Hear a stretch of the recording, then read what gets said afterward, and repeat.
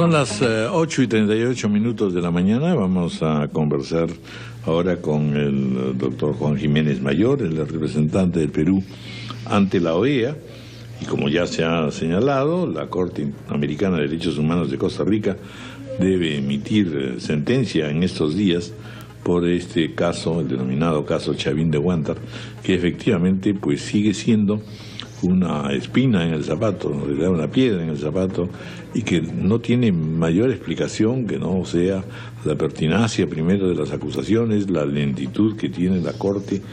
El caso ha llegado en diciembre del 2011 a la Corte y todavía estamos, en fin, a la espera de una resolución que a su vez no afecte aquella momento, aquella etapa y aquellos miembros que lucieron pues efectivamente no solamente heroísmo, sino un impecable trabajo en la liberación de los rehenes en lo que era la Embajada de Japón, secuestrados por un movimiento político. Doctor Juan Jiménez Mayor, muy buenos días. Buenos días, Raúl. Quiero hacer una aclaración. Fueron secuestrados por un movimiento terrorista, no un movimiento político. El MRTA no está reconocido en nuestra legislación como un movimiento político. De acuerdo. Sí. La Corte Interamericana en Costa Rica ha comenzado el día lunes su periodo de sesiones.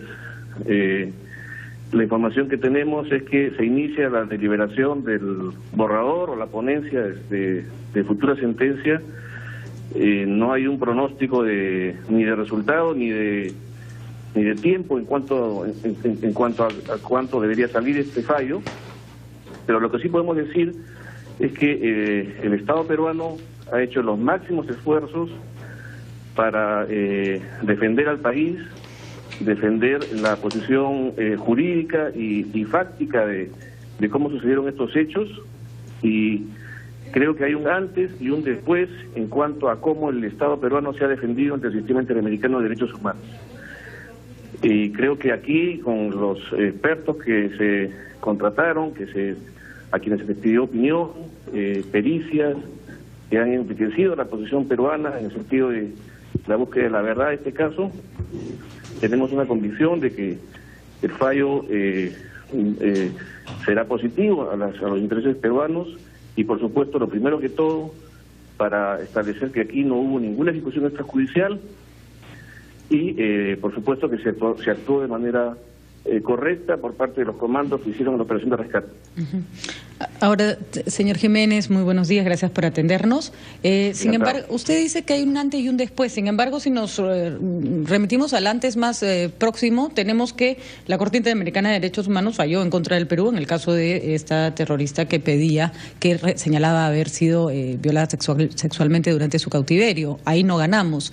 Y la verdad que en este gobierno, cuando hemos visto la presentación del Perú ante la Corte Interamericana de Derechos Humanos en el caso Chavín de Huántar, era un laberinto, ni siquiera se ponían de acuerdo las partes peruanas y se les tuvo que llamar la atención en el mismo el desarrollo del juicio.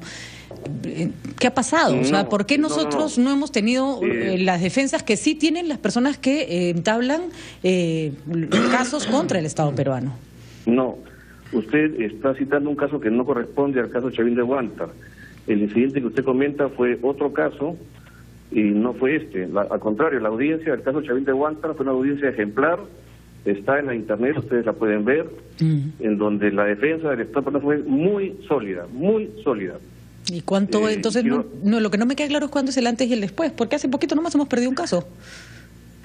Bueno, hay casos complejos, casos difíciles, este es uno de ellos también, por cierto. Pero digamos, en el caso que usted comenta, el hecho de una alegación de violación que en su momento tuvo que haber sido investigada, es uno de los aspectos que se ha planteado para la condena del Estado. Son casos distintos, cada caso tiene su propia dificultad, ¿no es cierto? Sí, ahora, doctor, ¿cuándo es que usted estima cuáles son los plazos que están corriendo para que la Corte emita ese fallo? Y en segundo lugar, una observación. Usted dice que estamos en otra etapa y es cierto, hay un esfuerzo especial del Ejecutivo en este caso, por ejemplo, pero algunos advierten pues que esto empezó mal la defensa inicial fue del Estado peruano fue muy débil, y además también nos advierten que generalmente pues la Corte falla en contra de los estados cuando se trata de este tipo de situaciones por una cuestión ideológica también.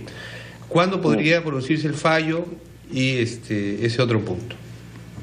Sí, mira, respecto a lo primero, efectivamente este caso comienza a fines del gobierno del doctor Alan García, cuando se emitió el informe de fondo por parte de la Comisión Interamericana.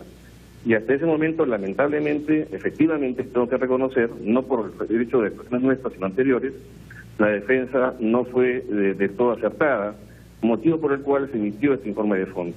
Y ahí tendrán que responder las personas que actuaron en su momento. Lo que ocurrió ya durante esta gestión es que se inició un proceso muy importante con gente muy preparada para asumir la defensa del caso, y está el actual primer ministro, que fue el agente del caso, que fue el que diseñó inicialmente la estrategia de defensa, a través de la cual se ha hecho, como repito, una sólida, se ha manifestado una sólida posición de la Corte Interamericana. Los pronósticos de tiempos, en este caso, probablemente esté siendo emitido o a fines de este mes, o probablemente a fines del mes siguiente. Y esta vez ya, digamos, estamos hablando de plazos definitivos, ¿no es cierto? Ya después de tanto tiempo. ¿Por qué? ¿A qué atribuye usted esta demora? Bueno, la Corte tiene un tiempo de demora promedio de año y medio, 2 años por caso. Este caso, sin duda alguna, es muy complejo para ellos. Recuerden ustedes que inclusive se hizo una reconstrucción de los hechos in situ. Sí. La propia Corte se fue a Lima y estuvo en la réplica de la residencia de la Embajada de Japón, y asistieron a una operación, a una reconstrucción de la operación de rescate, donde también han podido observar de que estas alegaciones que se han hecho sobre que la gente gritaba, que estaban vivos, en fin, que no es necesariamente cierta, por la bulla y por la confusión que había en el momento del rescate. De acuerdo. Bueno, muy bien, entonces quedamos a la espera finalmente de que esto se resuelva y, por supuesto, a favor del Perú. Muchas gracias, doctor. Así esperamos también nosotros. Muchas gracias. Muchas gracias. Representante peruano ante la OEA, el doctor Juan Jiménez Mayor, el ministro de Justicia. Son las 8:45 de la mañana, vamos a hacer una pausa.